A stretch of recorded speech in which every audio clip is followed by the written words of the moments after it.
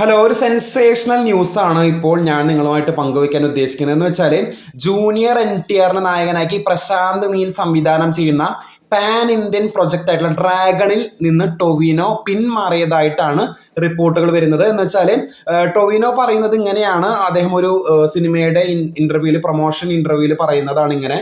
എന്ന് വെച്ചാൽ അദ്ദേഹം പറയുന്നത് ന്യായമായിട്ടുള്ള ഒരു കാര്യമാണെന്ന് എനിക്ക് തോന്നി. നിങ്ങൾ കേൾക്കൂ. ഞാൻ ഒരേ സമയം ഒന്നിലധികം സിനിമകൾ ചെയ്യാറില്ല. മലയാളത്തിൽ ഞങ്ങൾ സാധാരണയായി ഒരു ഷെഡ്യൂളിൽ തന്നെ ഒരു സിനിമ പൂർത്തിയാക്കും, എന്ന് വെച്ചാൽ ഒരു 3 മാസം കൊണ്ട്. എന്നാൽ തെലുങ്കിൽ ഒരു പ്രൊജക്റ്റിന് ഏകദേശം 1 വർഷമാണ് എടുക്കുക. നമ്മുടെ പ്രഭാസൊക്കെ 5 വർഷം കൊണ്ടാണ് ബാഹുബലി തീർത്തത് പോലെ. അപ്പോൾ 1 വർഷം മുഴുവൻ എനിക്ക് തരാൻ സാധിക്കില്ല, എന്നാൽ 3 മാസം വേണമെങ്കിൽ നൽകാൻ കഴിയുമെന്നാണ് അദ്ദേഹം പറയുന്നത്.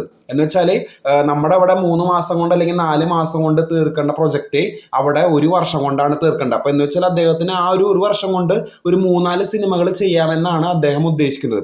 അപ്പോൾ ഇതാണ് അദ്ദേഹം പിന്മാറുവാനുള്ള റിപ്പോർട്ട് എന്ന് പറയുന്നത്. അപ്പോൾ വേറൊരു വീഡിയോ ഇട്ട് കാണാം. ബൈ.